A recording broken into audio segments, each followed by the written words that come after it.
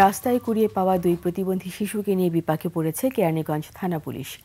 সরকারের শিশু সুরক্ষা কর্মকর্তাদের কাছে হস্তান্তর করা হলেও প্রতিবন্ধী হওয়ায় তারা ফেরত পাঠিয়েছে। ফলে নিরুপায় পুলিশই তাদের দেখভাল করছে। আরিফুল ইসলামকে সাথে নিয়ে মেহেদী হাসান রিপোর্ট। সিল্কোর সিল্ক অ্যান্ড শাইন, যাতে আছে আর্গান অয়েল ও ওট প্রোটিনের গুডনেস, যা আপনার চুলকে রাখে হেলদি অ্যান্ড শাইনিং।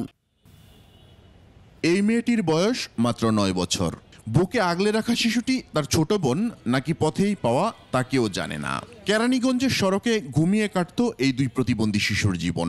স্থানীয় এক বাসিন্দার নজর এলে খবর যায় থানায়। তারা সমাজসেবার অন্তর্ভুক্ত সোনামণি নিবাসে শিশু দুটিকে রাখতে গেলে তৈরি হয় নতুন সংকট। আমরা চেষ্টা করতেছি, আমরা যারা শিশু সুরক্ষা সমাজকর্মী সমাজসেবা অধিদপ্তরের আমরা 3 জন আছি, আমরা চেষ্টা করতেছি ওনাকে যাতে করে আমরা প্রতিবন্ধী উন্নয়ন ফাউন্ডেশনে নিয়ে যেতে পারি, কারণ ও হচ্ছে খুবই ছোট্ট একটা বাচ্চা আর এর বয়স একটু বেশি। শিশুদের জন্য তৈরি হলেও সোনামণি নিবাসে প্রতিবন্ধী শিশুদের দেখভালের ব্যবস্থা নেই। ফলে 2 অবুঝ শিশুকে নিয়ে বিপাকে পড়েছে পুলিশ।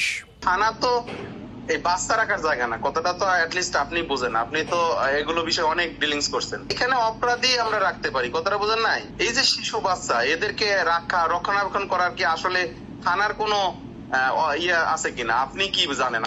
আমি তো আইনে এরকম কোনো ব্যাখ্যা পাই নাই। অবুঝ এই 2 শিশুরও রয়েছে বেঁচে থাকার অধিকার, কিন্তু কে তাদের দায়িত্ব নেবে এটি এখন বড় প্রশ্ন। মেহেদী হাসান, 21 টেলিভিশন, ঢাকা।